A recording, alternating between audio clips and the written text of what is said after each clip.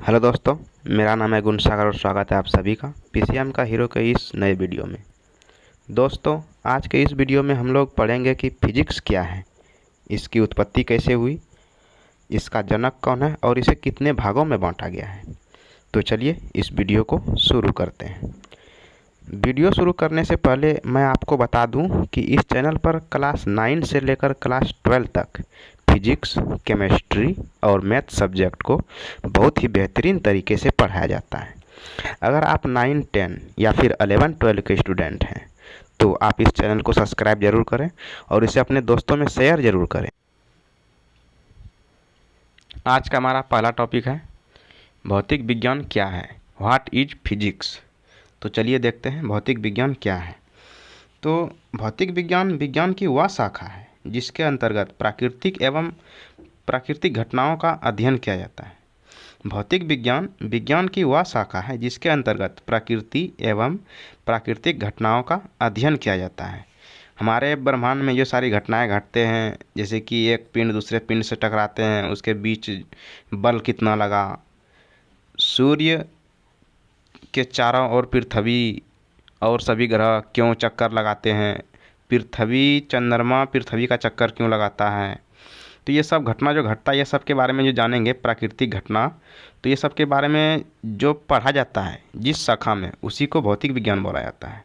तो भौतिक विज्ञान विज्ञान की वह शाखा है जिसके अंतर्गत प्राकृतिक एवं प्राकृतिक घटनाओं का अध्ययन किया जाता है। तो ये भौतिक विज्ञान कहलाता है। और इसका अगला टॉपिक है कि फिजिक्स शब्द की उत्पत्ति कैसे हुई। फिजिक्स शब्द की उत्पत्ति, तो चलिए देखते हैं फिजिक्स शब्द की उत्पत्ति कैसे हुई। फिजिक्स शब्द की उत्पत्ति ग्रीक भाषा के फ्यूजिस शब्द से हुआ है। फिजिक्स शब्द की उत्पत्ति ग्रीक भाषा के फ्यूजिस शब्द से हुआ है। फ्यूजिस, PHUSIS, फ्यूजिस शब्द से ही फिजिक्स की उत्पत्ति हुई है। फिजिक्स शब्द की उत्पत्ति ग्रीक भाषा के फ्यूजिस शब्द से हुआ है, जिसका अर्थ होता है प्रकृति यानी कि नेचर। और प्रकृति शब्द को हमारे हिंदुस्तान के संस्कृत भाषा में भौतिकी कहते हैं। देखिए, फिजिक्स शब्द की उत्पत्ति ग्रीक भाषा के फ्यूजिस शब्द से हुआ है। फ्यूजिस शब्द का अर्थ होता है प्रकृति। फ्यूजिस शब्द से हुआ है जिसका अर्थ होता है प्रकृति यानी कि नेचर। और प्रकृति शब्द को हमारे हिंदुस्तान के संस्कृत भाषा में भौतिकी कहते हैं। तो इससे यानी कि ग्रीक भाषा के फ्यूजिस शब्द से फिजिक्स की उत्पत्ति हुई है। और उसका फ्यूजिस का मतलब होता है प्रकृति, और प्रकृति को हमारे हिंदुस्तान के संस्कृत भाषा में भौतिकी कहते हैं। तो यहाँ तक समझ में आ गया। अब इसका अगला टॉपिक देखते हैं। अगला टॉपिक है भौतिक विज्ञान का जनक कौन है। भौतिक विज्ञान का जनक, फादर ऑफ फिजिक्स। तो भौतिक विज्ञान का जनक के बारे में जानने के लिए, भौतिक विज्ञान के जनक के बारे में जानने के लिए भौतिकी को दो भागों में बांटना होता है। अगर भौतिक विज्ञान के जनक के बारे में जानना है तो पहले भौतिक विज्ञान को दो भागों में बांटना पड़ेगा। तो चलिए भौतिक विज्ञान को दो भागों में बांट लेते हैं। भौतिकी दो भागों में बांटा हुआ है। पहला है चिरसम्मत भौतिकी और दूसरा है आधुनिक भौतिकी। तो चिरसम्मत भौतिकी को इंग्लिश में बोलते हैं एंशिएंट फिजिक्स, और आधुनिक भौतिकी को इंग्लिश में बोलते हैं modern physics. Ancient physics, ancient का मतलब होता है प्राचीन समय का, पुराने ज़माने का। एंशिएंट फिजिक्स और यानी चिरसम्मत भौतिकी को क्लासिकल फिजिक्स भी बोला जाता है। तो क्लासिकल फिजिक्स बोलो या फिर एंशिएंट फिजिक्स बोलो, दोनों में कोई फ़र्क नहीं है। तो चिरसम्मत भौतिकी यानी कि एंशिएंट फिजिक्स और आधुनिक भौतिकी यानी कि मॉडर्न फिजिक्स। मॉडर्न का मतलब होता है नया ज़माना, नया ज़माना का मतलब होता है मॉडर्न फिजिक्स, आधुनिक भौतिकी। तो चिरसम्मत भौतिकी का अगर बात किया जाए, इसका जनक के बारे में अगर बात किया जाए तो इसका जनक है सर आइजक न्यूटन, और आधुनिक भौतिकी का जनक है अल्बर्ट आइंस्टाइन। तो अगर भौतिकी का, अगर कोई पूछेगा कि भौतिक का जनक कौन है, भौतिकी का जनक कौन है, तो हम किसी एक का नाम नहीं ले सकते हैं। सर आइजक न्यूटन या फिर अल्बर्ट आइंस्टीन नहीं बोल सकते हैं। तो सर आइजक न्यूटन जो है ये चिरसम्मत भौतिकी का जनक है, और अल्बर्ट आइंस्टीन आधुनिक भौतिकी का जनक है। तो अगर भौतिक विज्ञान के जनक के बारे में कोई पूछे तो भौतिक विज्ञान को पहले दो भागों में बांटना होता है। भौतिक विज्ञान का दो जनक है। सिंपल सा अगर कोई पूछे भौतिक विज्ञान का जनक कौन है, तो पहले बताएंगे उसको भौतिक विज्ञान का दो जनक है। तो बोलेगा वो कौन कौन, तो पहले भौतिक विज्ञान को दो भागों में बांटेंगे, चिरसम्मत भौतिकी और दूसरा आधुनिक भौतिकी। तो चिरसम्मत भौतिकी का जनक है सर आइजैक न्यूटन और आधुनिक भौतिकी का जनक है अल्बर्ट आइंस्टाइन। तो इतना तक समझ में आ गया।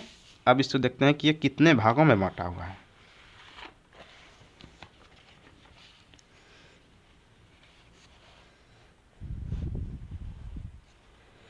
चिरसम्मत भौतिकी और आधुनिक भौतिकी में अंतर क्या है, अंतर को देख लेते हैं पहले। तो चिरसम्मत भौतिकी और ये आधुनिक भौतिकी, चिरसम्मत भौतिकी में पहला अंतर जो है, खास अंतर, यह भौतिकी 1900 ईस्वी के पहले की भौतिकी है।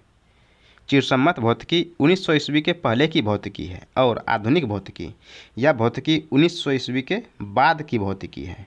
यानी कि ये 1900 के पहले की भौतिकी है और ये 1900 के बाद की भौतिकी है। और दूसरा अंतर है, भौतिक विज्ञान की इस शाखा के अनुसार द्रव्यमान को ऊर्जा में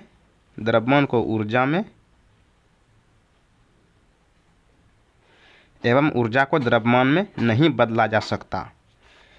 चिरसम्मत भौतिकी बोलता है, यानी कि भौतिक विज्ञान की इस शाखा के अनुसार द्रव्यमान को ऊर्जा में एवं ऊर्जा को द्रव्यमान में नहीं बदला जा सकता है। और आधुनिक भौतिकी बोलता है, भौतिक विज्ञान की इस शाखा के अनुसार द्रव्यमान को ऊर्जा में एवं ऊर्जा को द्रव्यमान में आसानी से बदला जा सकता है। यानी कि मॉडर्न फिजिक्स बोलता है कि हम द्रव्यमान को ऊर्जा में या फिर ऊर्जा को द्रव्यमान में आसानी से बदल सकते हैं। और चिरसम्मत भौतिकी बोलता है कि हम द्रव्यमान को ऊर्जा में और ऊर्जा को द्रव्यमान में नहीं बदल सकते हैं। ये दोनों अलग अलग राशि है, इसे ऊर्जा को द्रव्यमान में नहीं बदला जा सकता है। और आधुनिक भौतिकी बोलता है कि द्रव्यमान को ऊर्जा में और ऊर्जा को द्रव्यमान में आसानी से बदल सकते हैं। तो इन दोनों में ये खास अंतर है। और आगे हम देख लेते हैं हम लोग चिरसम्मत भौतिकी में किसका अध्ययन किया जाता है। यानी चिरसम्मत भौतिकी में हम क्या क्या पढ़ेंगे, किसका किसका अध्ययन किया जाता है वो देख लेते हैं। तो चिरसम्मत भौतिकी में जो अध्ययन किया जाता है, तो पहला इसमें आता है यांत्रिकी, यानी कि मैकेनिक्स। पहला अध्ययन जाता है चिरसम्मत भौतिकी में यांत्रिकी। और दूसरा होता है ऊष्मागतिकी, यानी कि थर्मोडायनामिक्स। और तीसरा आता है प्रकाशिकी, जिसको ऑप्टिक्स बोलते हैं इंग्लिश में।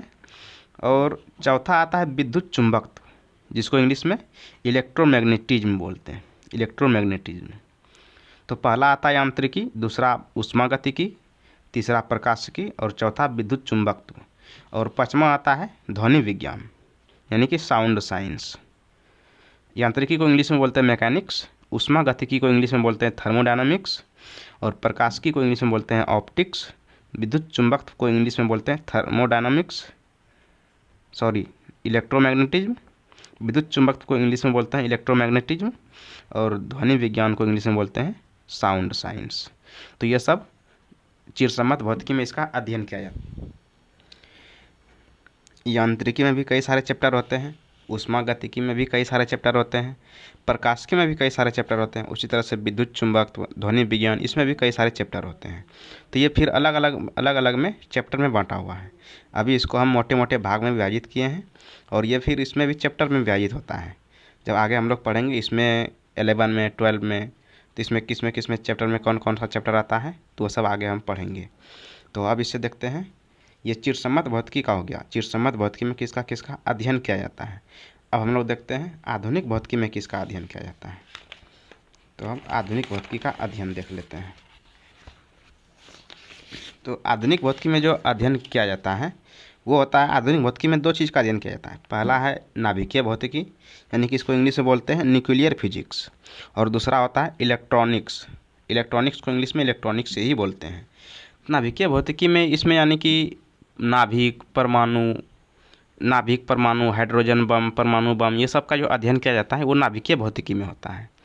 और ये कंप्यूटर, मोबाइल, लैपटॉप, ये सब का जो अध्ययन किया जाता है ये इलेक्ट्रॉनिक्स में आता है। कंप्यूटर कैसे काम करता है, मोबाइल कैसे काम करता है, तो ये सब का जो अध्ययन किया जाता है वो इलेक्ट्रॉनिक्स में किया जाता है। और नाभिक, परमाणु, हाइड्रोजन बम, परमाणु बम, ये सब का जो अध्ययन किया जाता है वो नाभिकीय भौतिकी में किया जाता है, न्यूक्लियर फिजिक्स में। तो ये आधुनिक भौतिकी में इसका अध्ययन किया जाता है। इसमें भी कई सारे चैप्टर होते हैं, इसमें भी कई सारे चैप्टर हैं। तो ये अलग अलग भाग में फिर चैप्टर में बांटा हुआ है, ये भी चैप्टर में बांटा हुआ है। तो ये आधुनिक भौतिकी में इसका अध्ययन किया जाता है। और चिरसम्मत भौतिकी में यांत्रिकी, ऊष्मागतिकी, ये सब का अध्ययन किया जाता है। तो हम लोग इतना जान लिए। और अब इसके आगे आने वाले वीडियो में हम लोग जानेंगे कि वो किस किस चैप्टर में बांटा हुआ है, कितने चैप्टर होते हैं, यांत्रिकी के कितने चैप्टर होते हैं। जैसे कि यहाँ पे यांत्रिकी है, यांत्रिकी के कितने चैप्टर होते हैं, ऊष्मागतिकी के कितने चैप्टर होते हैं, और फिर विद्युत चुंबकत्व के कितने चैप्टर होते हैं, प्रकाशिकी के कितने चैप्टर होते हैं। तो ये सब फिर हम लोग चैप्टर में विभाजित करके इसको पढ़ेंगे। तो आज हम लोग जान गए इसमें कि भौतिक विज्ञान क्या है और फिजिक्स शब्द की उत्पत्ति कैसे हुई। भौतिक विज्ञान का जनक कौन है, इसका दो जनक है, चिरसम्मत भौतिकी का सर आइजैक न्यूटन और आधुनिक भौतिकी का अल्बर्ट आइंस्टीन। और फिर चिरसम्मत भौतिकी और आधुनिक भौतिकी में अंतर क्या है वो भी जान गए। और फिर चिरसम्मत भौतिकी में किसका अध्ययन किया जाता है, किन किन भागों का, वो जान गए। और फिर आधुनिक भौतिकी में किसका अध्ययन किया जाता है वो जान गए। यानी कि आधुनिक भौतिकी में नाभिकीय भौतिकी का अध्ययन किया जाता है, न्यूक्लियर फिजिक्स, और इलेक्ट्रॉनिक्स का अध्ययन किया जाता है। यानी कि इसमें नाभिक परमाणु का अध्ययन किया जाता है, इलेक्ट्रॉन, प्रोटॉन, न्यूट्रॉन, ये सब का जो अध्ययन होता है ये नाभिकीय भौतिकी में होता है। और मोबाइल, कंप्यूटर, ये सब के बारे में जो अध्ययन करते हैं वो इलेक्ट्रॉनिक्स में आता है। तो आज के लिए इतना ही रख रहे हैं, मिलते हैं अगले नेक्स्ट वीडियो में। तब तक के लिए बहुत बहुत धन्यवाद। अगर वीडियो पसंद आया तो लाइक और शेयर करके इस चैनल को सब्सक्राइब जरूर करें। Thank you.